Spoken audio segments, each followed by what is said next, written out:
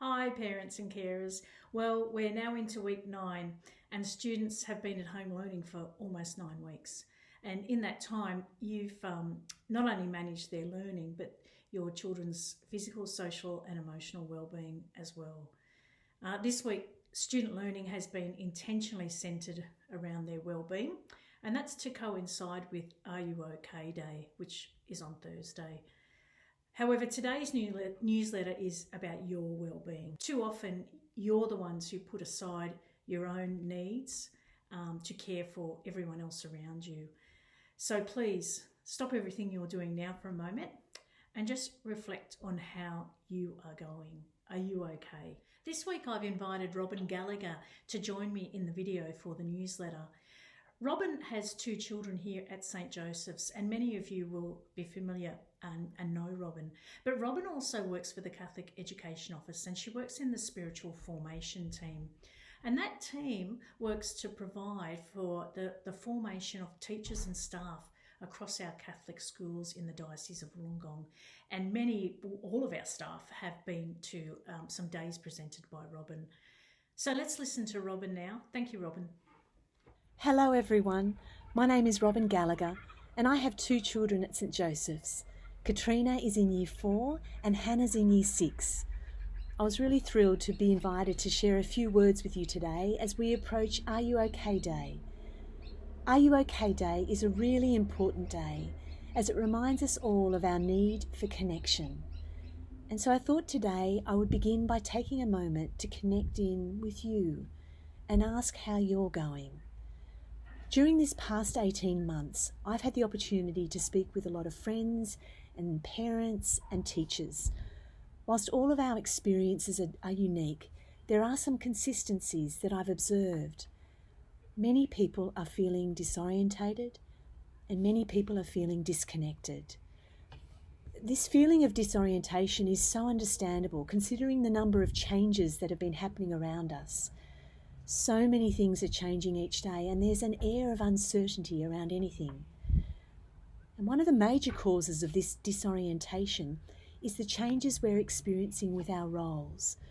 Whatever roles we've had before, we're now carrying the extra demands of homeschooling. The difficulty with this is that many of our benchmarks haven't shifted. So we've entered into this time presuming we can do both roles or our growing number of roles really well all of the time.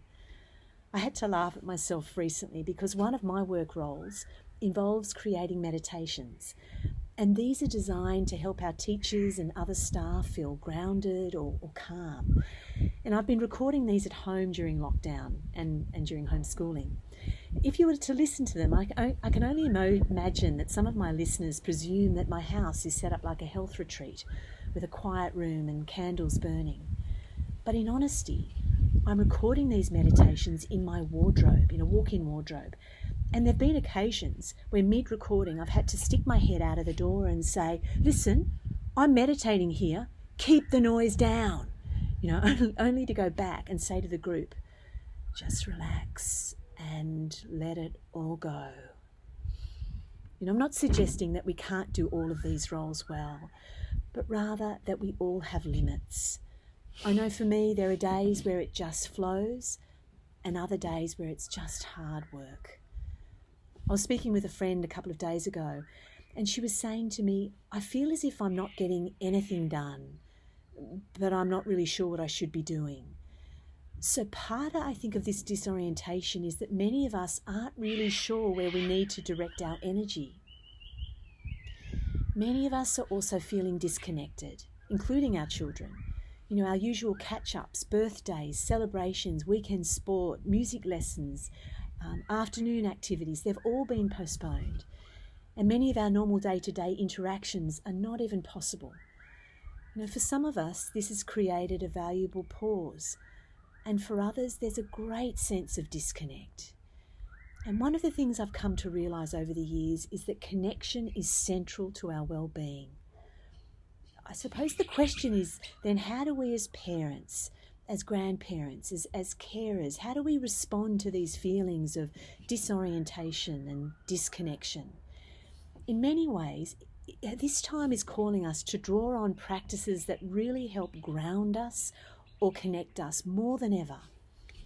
I received a quote on my Facebook feed recently. It was by a lady called Joyce Sonata, and she said, "If you don't take time for your wellness, you'll be forced to take time for your illness." So today I wanted to encourage you to ask yourself, what are some of the practices that you're currently doing during lockdown to support you? Not your children or your family or your friends, but you. There's a few practices that make a big difference in my life. One is running and the other is meditation. And I found over the years that Kieran, my husband, has also recognised the difference that these practices make. So on those days when I'm feeling particularly stretched or at my tipping point, Kieran will sometimes say to me, "Rob, I think it's time for a run. Yeah, probably now." And there's nothing better than going for a run with a walk with a great friend. Meditation has also been a wonderful tool for grounding and for hearing that voice within, or the voice of God. I've had the opportunity to experience a range of different ways to meditate, and whilst they vary in style, they offer a technique for slowing down the monkey mind, that monkey mind that wants to jump from the past to the future. A well-known Christian meditator called Father Lawrence Freeman, he once said, "When I meditate, nothing happens, but my life is transformed." Something happens. And I've seen this at place in my own life. It doesn't mean that my house is suddenly tidy or that my children behave better, but rather that something in me shifts. I feel a little more grounded and connected, and I feel I'm able to respond to what's around me and who's around me in a more grounded way. Are You OK Day is a day that invites us to connect with ourselves and also with others in our lives who may be struggling. This is made a lot harder at the moment because we're not able to check in the ways that we perhaps would like to, or perhaps the ways we have in the past. Over the last 12 months, we've used technology to connect more than we have ever used it before. I have never received so many SMS messages about toilet paper supplies at my local supermarket. Using these forms of technology to connect can be incredibly helpful. But I had an interview a week ago with Paul Field. Some of you may know Paul, as he was the lead singer for the Cockroaches and the manager of the Wiggles for almost 25 years. He's the Blue Wiggles' brother. Paul spoke about some of the key people in his life who've been there along the way, particularly after the death of his daughter, his beautiful daughter Bernadette, who died from SIDS at the age of 8 months. And Paul said that whilst text messages and letters are nice, he personally expressed that there is nothing better than a voice, than a phone call. I certainly don't want to be someone who's adding another thing to your already long to-do list. But if you have the energy and a few extra minutes, I really encourage you to consider the advice Paul passed on and to make that call to a friend or a family member to check in. It may not be today. It could be any time over the next week or next few weeks. That one call can have an impact beyond what you could have even imagined. So as you experience Are You OK Day, see it as a really important prompt to check in with how you're going, how you're travelling. And when you have the energy to do so, to check in with someone else. Take care, and I look forward to being able to catch up with you in person in the coming months, either at St. Joseph's or for a glass of champagne to toast the amazing way you have coped with the last few months. See you soon. Thank you so much, Robin, for your very wise words for all of us. This week you will have received an invitation to our St. Joseph's Are You OK Day online cuppa for parents and carers. Now I'll be joining all 3 Zooms to be with you. It will be a time to catch up, to see some other parents and just have a conversation. The times are in the newsletter this week, so you'll be able to find those, but it's also in the invitation you were sent this week. Now, just on returning to school for term 4, and I know that you will already be starting to form some questions in your own head about that return to school. But we will provide information as soon as we can to help you with that.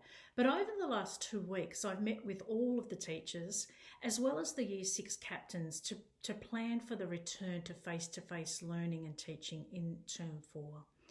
As a staff, we have many questions and much to think about and plan.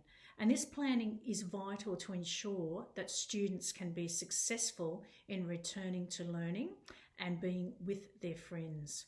Now, your voice is important to us, and I hope to be able to discuss with parents the return to school towards the end of the Are You OK Day online cuppa.